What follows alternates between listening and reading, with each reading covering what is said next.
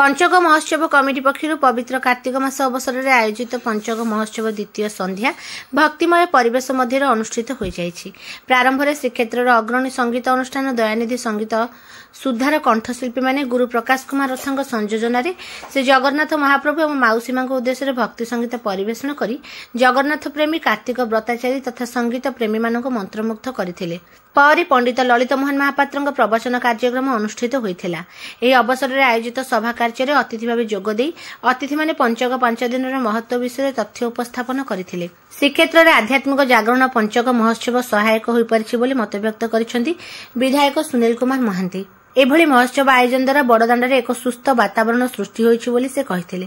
राधावल्लभ मठ मठाधीश रामकृष्ण दास महाराज एवं सूचना और लोक संपर्क विभाग उपनिर्देशक संतोष कुमार सेठी सम्मानित अतिथि भाव जोग देइथिले।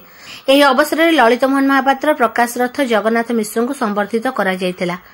शेष लिंगराज कला निकेतन पक्षर सांस्कृतिक कार्यक्रम परिवेषण करा जायतिला। पंचक महोत्सव कमिटीर सभापति जगन्नाथ दास महापात्र, कार्यकारी सभापति वीरेन्द्र कुमार शास्त्री, संपादक रामचंद्र दोरा, कोषाध्यक्ष गोपीनाथ महांती, अभ्यर्थना कमिटी अध्यक्ष चक्रधर महापात्र और सत्यदास प्रमुख कार्यक्रम को परिचालना करथिले।